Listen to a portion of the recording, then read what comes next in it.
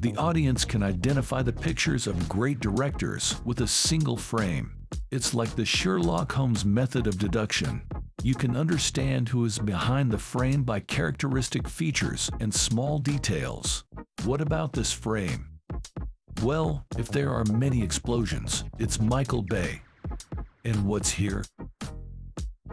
Judging by the color palette and lighting, it's David Fincher. A lot of blood. It must be Quentin Tarantino. Look, who's that? And that's the hero of our video today, Wes Anderson. What techniques does Wes Anderson use most often? When people talk about how Anderson films are shot, they first mention several elements of his style: symmetry, centering, and a colorful palette. His style of Anderson is so recognizable that it has long been part of contemporary pop culture, just as Andy Warhol was visually prominent 50 years ago. The first thing to pay attention even to the most unsophisticated viewer is the way the space is built in the frame, what interiors exist, and how the characters are arranged in these interiors. If Anderson had not become a director, he could have quickly become a set designer or an artist. Although his first movie to hit the big screens, Bottle Rocket, is not like the director's recent works. The Anderson style is hard to see in it. This film looks more like the work of a graduate student. The work with the Wilson brothers was such a funny crime comedy about ridiculous criminals. The picture, with a budget of $7 million, managed to collect only $1 million. But the film caught the attention of many people in Hollywood, and 3 years later, Touchstone Pictures gave $9 million to a movie called Rushmore. Anderson and Wilson wanted to bring their teenage memories and experiences to the screen. Bill Murray was to help them in this, to whom Anderson sent the script without expecting him to agree. But the actor's agent had seen Bottle Rocket and insisted that Bill accept. Murray believed in Anderson so much that he decided to do it for the modest, a $9,000 fee. He even covered minor expenses on set. It was in Rushmore that Anderson's signature style emerged. It centered attention to detail, Easter egg, and textual humor. The film did not fail at the box office, but it could not earn anything. But Anderson got his first fans and Bill Murray his Golden Globe nomination. 3 years later, Anderson returned with the Royal Tenenbaums with a more solid cast with Gene Hackman, Ben Stiller, and Gwyneth Paltrow. In the Tenenbaums, Anderson's creative style showed its full force, with details and set designs becoming full-fledged storytellers. And the costumes sometimes say more about the interstate than the entire dialogue. Tenenbaums also uses one long culminating scene, which is shot in one take, and the humor in the conversations can leave a few people indifferent. He saved my life, you know. 30 years ago, I was knifed in a bazaar in Calcutta.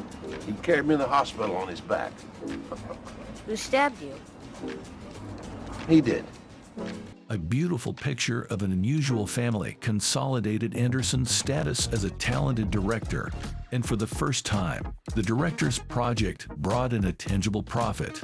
With a budget of $21 million, it was collected $71 million. Anderson's next film had the biggest budget of $50 million, more than the Grand Budapest Hotel and Fantastic Mr. Fox. The Life Aquatic with Steve Zissou is a parody of Moby Dick by writer Herman Melville, and in many ways, the director has taken it to a new level in yellow and blue tones. The detailing and centering is applied in more and more scenes. The ship looks a lot like a dollhouse. In the Life Aquatic, Anderson dresses his characters in unique uniforms for the first time, which will definitely be remembered by the viewer with the red headdresses. Additional angles have been added to the film. The director likes to shoot through extra openings, windows, or door peepholes. The Life Aquatic is perhaps the film at which the visual style was several orders of magnitude higher than the story itself.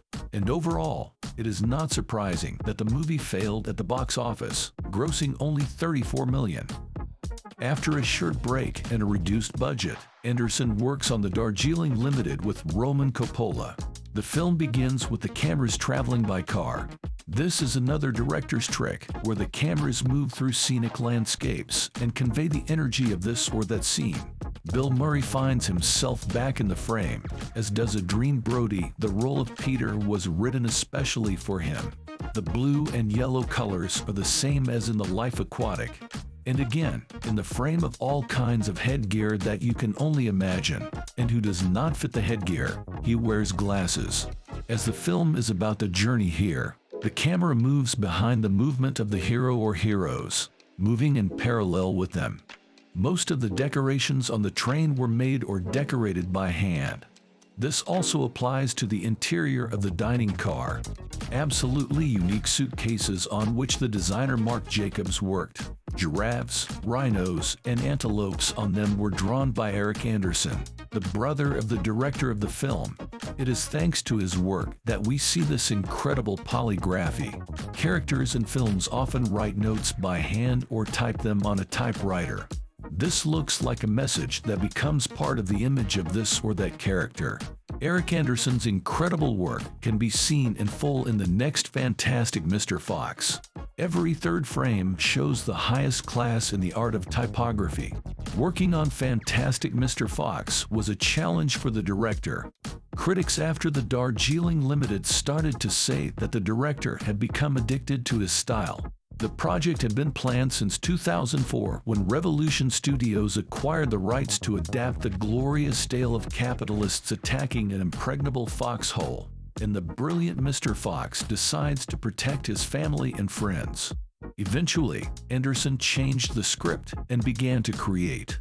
Making puppet animations of facial and eye expressions takes a lot of work, so realism was played out in all kinds of ways, using natural materials, miniature sand, wood, and stone.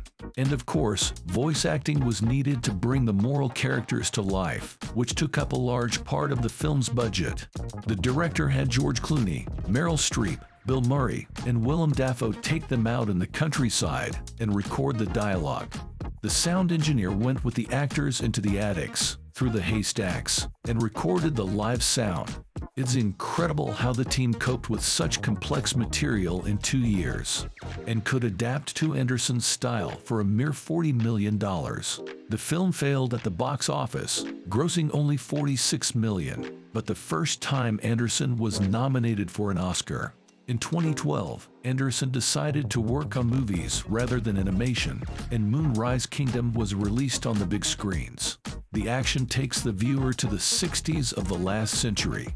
The film tells the story of first love. Like many of the director's films, it shares his childhood memories with the viewer, and the action once again takes place in a location that does not exist.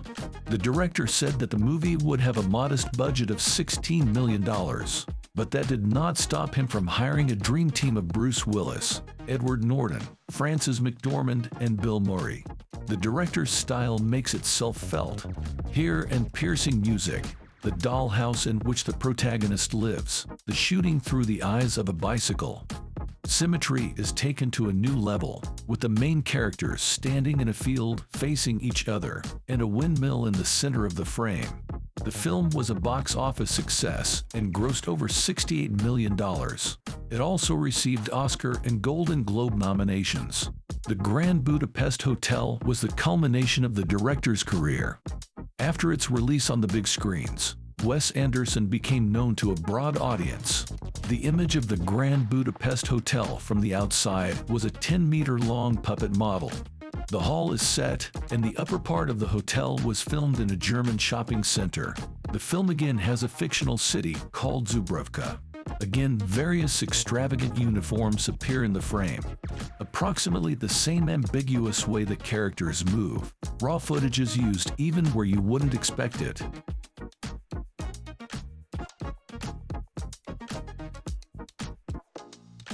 Special mention should be made of Robert Yeoman, another like-minded director who has worked with Anderson since the first film. Yeoman without Anderson shoots like this. With Anderson, it looks different.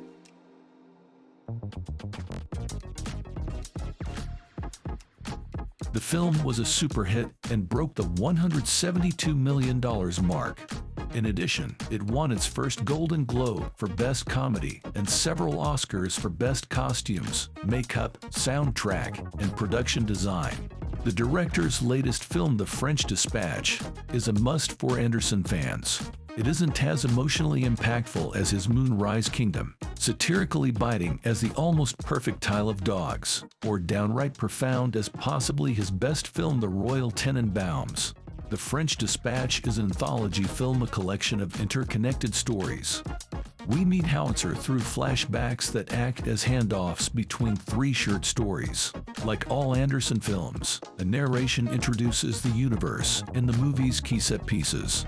The Dispatch is an American magazine headquartered in the French city.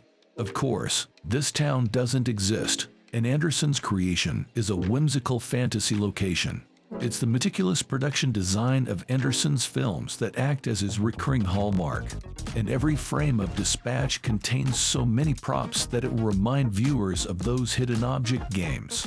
In the film, we see all the same techniques as before: symmetry, centering, fast zoom in, and fast move away from the object. Color work, from the unusual black and white that symbolizes prison life, to the favorite yellow and blue. The film, with a very modest budget of $25 million, was surprisingly unprofitable and could not repeat the success of the Grand Budapest Hotel.